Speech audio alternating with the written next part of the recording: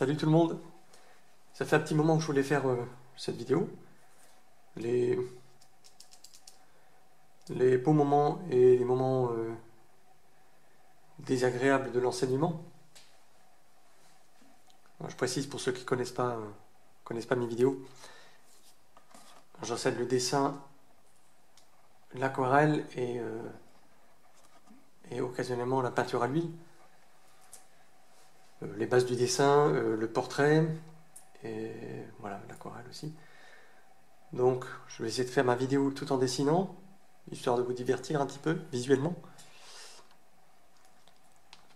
Donc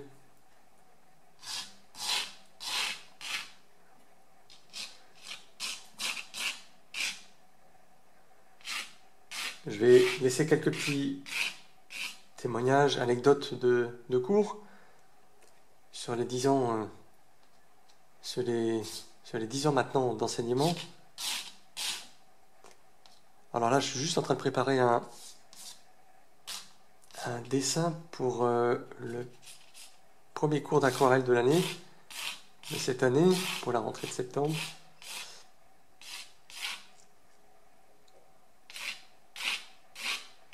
Ça, vous pouvez voir comment je procède aussi pour construire. Alors dans cette vidéo, je vais éviter de donner des noms d'élèves. Parce que j'ai un collègue qui l'a fait, et ça s'est retourné contre lui. Il a cité le nom d'une dame, tiens, et il a eu un procès au derrière, et il est maintenant à Guantanamo en fait. Donc vous allez me dire, je crois que c'est à Cuba, hein, sur l'île de Cuba, Guantanamo, je suis pas sûr.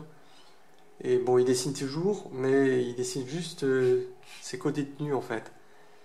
Donc c'est pas drôle. Vous allez me dire, on peut toujours dessiner, enfin bon.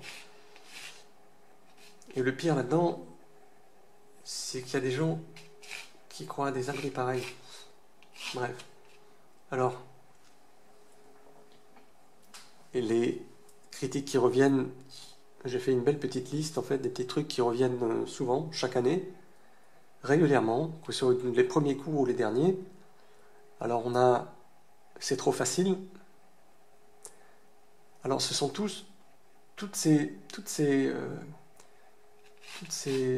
formulations, ces plaintes sont rien d'autre que des fuites. Alors la personne qui dit que c'est trop facile,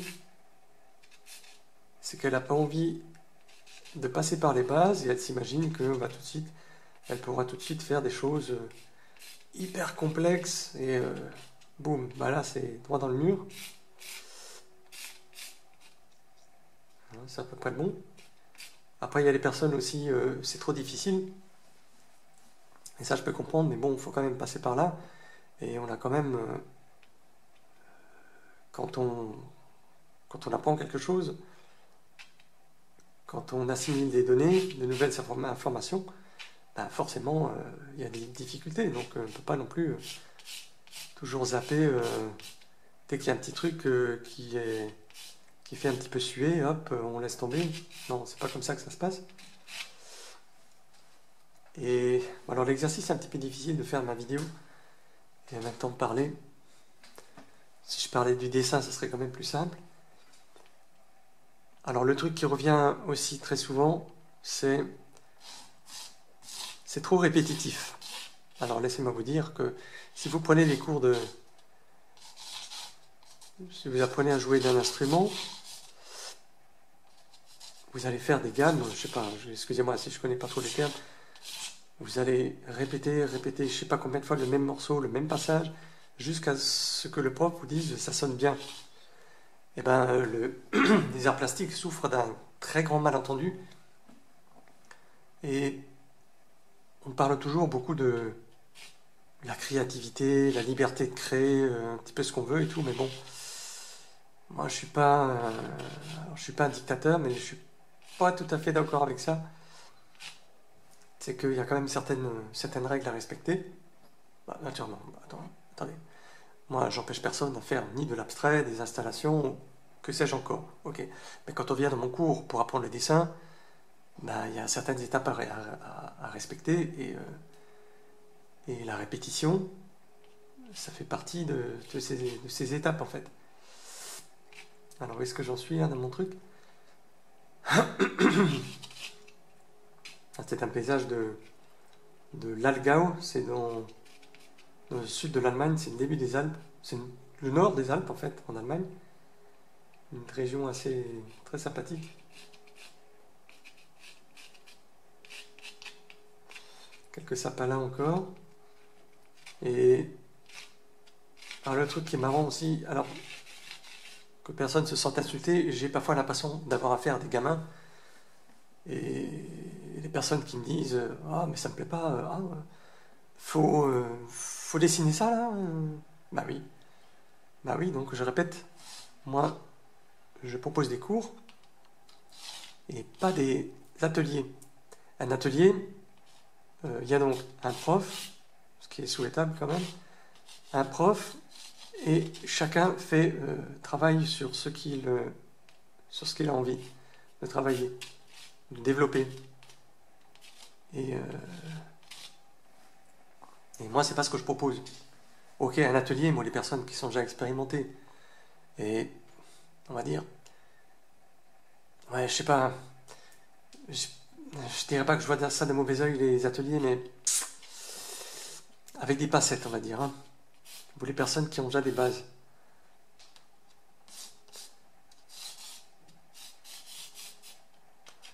J'ai une fois tombé sur une annonce sur un site internet.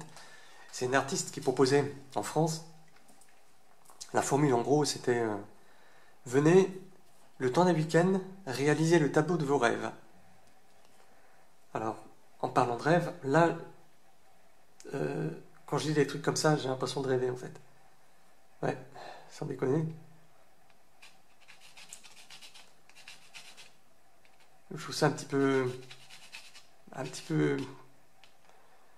le mot est lâché, un petit peu puéril en fait. Voilà. Il n'y a personne qui veut jamais s'atteler à travailler la perspective, travailler des valeurs, corriger un dessin, laisse tomber. Et je vois ça chaque année dans mes cours en fait. Hein. Il y a des personnes qui ont des lacunes, mais voilà. Alors on va passer à la suite. La question qu'on pose souvent, en fonction de l'heure, c'est quand est-ce qu'on mange? Alors là, une fois de plus, non, c'est pas vrai.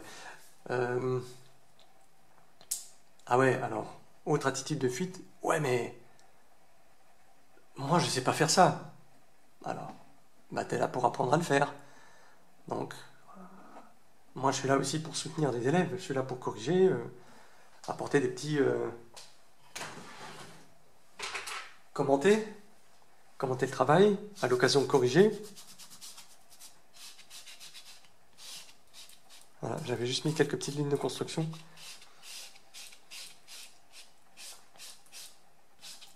Moi, je suis là pour soutenir les élèves. Je laisse tomber, j'ai jamais laissé tomber personne.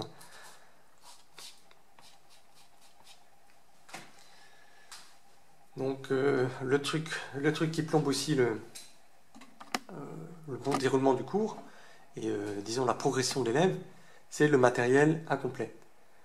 Alors ça, j'avais il y a quelque temps une personne. Alors elle avait le format, c'est les papiers format A3, mais le carton à dessin était plus petit. C'est-à-dire que le papier il débordait en fait. Ok? Vous voyez ce que je veux dire? Ça faisait des cornes ensuite. Non, franchement, alors pas de pince à dessin non plus.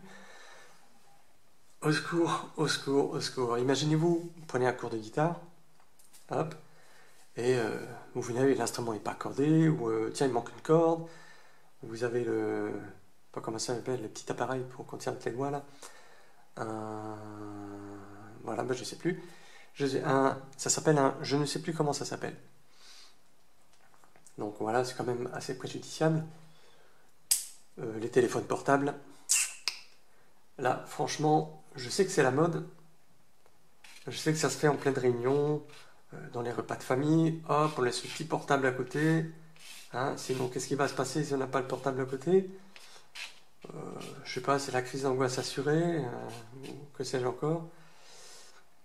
J'avais vu un documentaire un jour, il y a des personnes qui ont 2 téléphones portables. Au cas où le premier tombe en panne, moi c'est pas la panique. Bon, voilà. J'en ai aussi un, mais je vous le montrerai pas ici en vidéo. J'ai même pas de connexion internet. Tout simple. C'est un téléphone portable qui me permet d'envoyer des SMS et de recevoir aussi. Voilà, parce que je me connais, je sais que je vais aussi passer beaucoup de temps dessus à regarder des conneries. Et, et voilà, donc. Alors j'avais, pour l'anecdote, c'était là, c'était cette année, cet été, une jeune personne qui avait à côté d'elle son téléphone portable. Alors on peut, si on travaille d'après photo pour l'aquarelle, on peut se servir du téléphone portable pour, au lieu d'imprimer le sujet, on regarde sur le portable. Bref, on peut aussi regarder l'heure. Bon, l'heure à la rigueur, on s'en fout. Si on prend du plaisir à apprendre. Mais cette personne avait le téléphone portable à côté d'elle et régulièrement on envoyait des SMS. Non mais franchement quoi. Est-ce qu'on peut faire quelque chose de sérieusement? Est-ce qu'on peut faire 2 choses à la fois sérieusement? Hein? Comme ici, il y en a un qui dessine et en même temps qui fait une vidéo. Bref, un petit peu hypocrite. Voilà, juste pour dire que quand on s'inscrit à un cours, voilà, et on prend un engagement avec soi-même et on prend un engagement aussi avec le prof. Et j'irai même plus loin, je trouve ça très mal poli d'utiliser son portable pour envoyer des SMS en cours. Et en général, les personnes qui le font, c'est pas les meilleurs. Voilà, qu'on se le dise. Voilà, donc parmi les autres désagréments, c'est pas fini. Ma liste n'est pas encore finie. Il y a les personnes qui discutent entre elles pendant que je fais un cours théorique. Ah ouais, tu sais, machin. Voilà, bon là aussi, laisse tomber. Alors en général, c'est distribution de coups de boule à la fin du cours. Mais attention, toujours en collectif. Hein. Voilà. Les personnes... Alors on va penser que je suis un petit peu parano, mais j'avais l'année dernière une personne dont je ne citerai pas le nom, parce que j'ai pas envie d'aller au trou, qui coupait la parole pendant que j'expliquais un truc très important, ou qui répondait à ma place. Une personne qui posait une question, elle répondait à ma place. Alors c'est toujours bienvenu quand une personne fait un commentaire. C'est toujours bienvenu. Hein. Moi, ça ne me pose pas de problème. Mais disons, quand ça se fait de manière répétée, intempestive, là je suis pas d'accord. Les personnes... voilà, en plus, c'était une personne, c'était pas la meilleure. Hein. Loin de là. Hein. Ok, j'en fais une autre. Une chose que j'ai assez de mal à faire passer, une chose qui est très simple pour moi en fait, et une fois que la personne l'a compris, ça va tout seul, je veux parler des croquis rapides. Alors ça loupe pas. Chaque année, il y a des personnes qui râlent. Ouais, mais j'ai pas le temps de dessiner, j'ai pas le temps de terminer. Bah, le but, c'est pas de terminer le dessin. Le but, et je le dis, je l'explique bien, vous n'aurez peut-être pas le temps de terminer votre croquis, votre dessin, ou vous n'aurez pas le temps de faire un dessin léché, poussé, mais c'est un travail sur le trait, la spontanéité. C'est un exercice qui va vous apprendre à connaître mieux votre matériel, mieux connaître votre main, et vous apprenez là à lâcher prise en fait, à pas juger ce que vous faites et vraiment à pas trop réfléchir, pas trop penser. Mais alors là, on est au 21e siècle, ok, et il y a une chose qui a pris vraiment beaucoup d'ampleur, beaucoup de place, c'est la tête. Et certaines personnes ne peuvent pas s'empêcher de tout cérébraliser. Alors je ne juge pas, je m'inclus là-dedans, ok. Mais voilà, donc j'entends souvent des plaintes à ce sujet et ce sont des personnes qui n'arrivent carrément pas à se lâcher. Et je leur vois dans la dessin fini, en général, c'est assez rigide. Et franchement, c'est pas des dessins agréables à regarder. Parce que chaque trait est forcé, en fait. Forcé, ça veut dire... elle cherche trop à expliquer le moindre détail, en fait. Et il y a une analogie dont j'ai déjà que j'ai déjà évoqué dans d'autres vidéos. C'est, imaginez, vous revenez de vacances, ou peu importe, vous racontez un... Ouais, vous revenez de vacances, et vous parlez à vos amis, vous en parlez à vos amis, et vous donnez les moindres détails pas possibles. Le prix de chaque consommation, ce que vous avez vu, le prix du musée. Tous les musées sont trop chers, de toute façon, ça c'est mon ami. Le prix de chaque musée, où vous avez garé, où vous êtes stationné. Bon, bref, les moindres petits détails, mais c'est fatigant. Fatigant, la personne qui vous écoute, elle va décrocher. Alors, si c'est une bonne personne et qui est bien élevée, elle ne vous le dira pas que c'est ennuyeux. Mais elle trouvera ça profondément ennuyeux. Et c'est la dernière fois qu'elle vous demandera comment s'est passé tes vacances. Alors j'allais oublier. Maintenant, du coup, je sais pas si on voit trop mes traits là. Ouais, je peux pas plus foncer dans les paramètres de l'appareil. Trop foncer la vidéo, sinon ça va être trop sombre. Mais du coup, on voit peut-être pas mes traits de construction. Donc voilà, c'est pas tellement le propos de la vidéo. Alors il y a une chose que j'allais oublier, un truc qui est assez sidérant, et ça rejoint un petit peu le côté cérébral de beaucoup de personnes. Enfin, pas seulement cérébral, mais le côté tendu et le contraire de lâcher prise. Disons, c'est le manque d'intuition de certains. Ouais. Et tous les âges, tous les sexes que vous voulez, peu importe, le manque d'intuition. C'est-à-dire, à ces personnes-là, il faut carrément tout dire. Alors, vous allez me dire, mais je suis là, justement, je suis le prof, je suis là pour tout dire.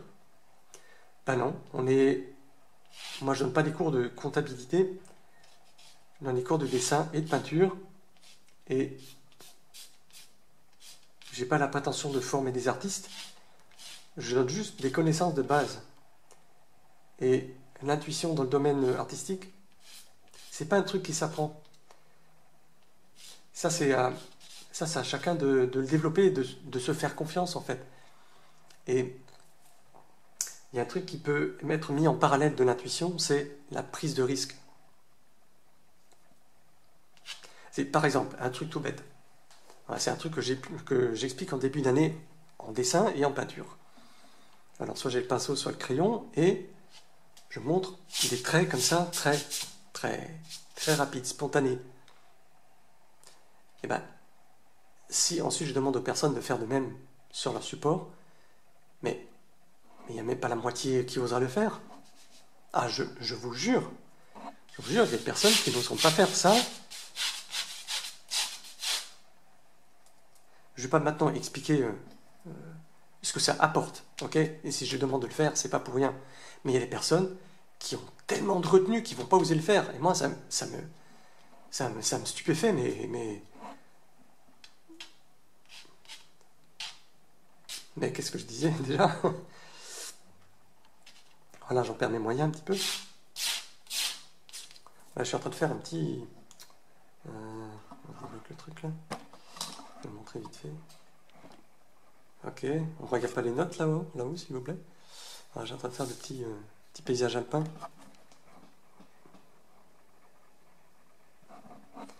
Et donc, je suis sorti un petit peu de mon propos. Je suis assez doué pour temporiser, vous avez remarqué. Voilà, donc que vous suiviez maintenant mes cours, que vous suiviez les cours d'un autre prof, ou en solo, par le biais des vidéos, ou que sais-je encore, faites-vous confiance, prenez des risques. Donc, on va surveiller ma petite note.